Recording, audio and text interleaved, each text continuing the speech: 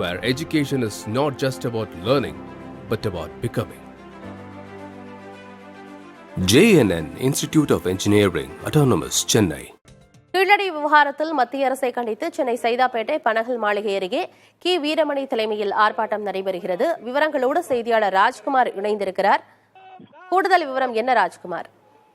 ஆனந்தி, சிவகங்கை மாவட்டம் கீழடியில் அகழாய்வு செய்யப்பட்ட 2 அறிக்கையை மத்திய அரசிடம் சமர்ப்பிக்கப்பட்டிருந்தது.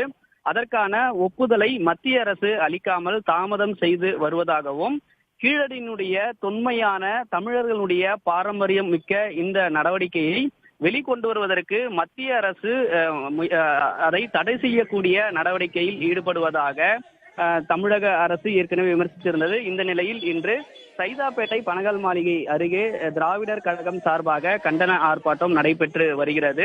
திராவிடர் கழகத்தினுடைய தலைவர் கி வீரமணி தலைமையில் நடைபெற்று வரக்கூடிய இந்த ஆர்ப்பாட்டத்தில் கீழடியினுடைய அகழாய்வு அறிக்கையை மத்திய அரசு உடனடியாக வெளியிட வேண்டும் என்று மத்திய அரசுக்கு எதிரான முழக்கங்களை எழுப்பி ஆர்ப்பாட்டத்தில் ஈடுபட்டு வருகிறார்கள்.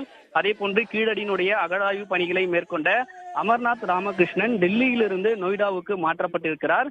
இந்த நடவடிக்கைக்கும் எதிர்ப்பு தெரிவித்து போராட்டத்தில் ஈடுபட்டு வருகிறார்கள்.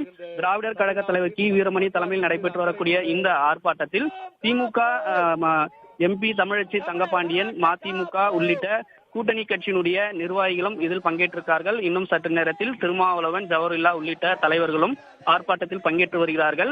மத்திய அரசுக்கு எதிராகவும் தொடர்ச்சியாக தமிழர்களுக்கும் தமிழ்நாட்டுக்கு எதிராக மத்திய அரசினுடைய நடவடிக்கை இருந்து வருகிறது. அதே போன்ற ஒரு சூழ்நிலைதான் தற்போது கீழடியினுடைய அகழாய்வுக்கான அறிக்கைக்கு ஒப்புதல் கொடுக்காமல் காலம் தாழ்த்தி அரசியல் ரீதியாக மத்திய அரசு செயல்பட்டு வருவதாக ஆர்ப்பாட்டத்தில் பேசி வருகிறார்கள். தகவல்களுக்கு நன்றி ராஜ்குமார்.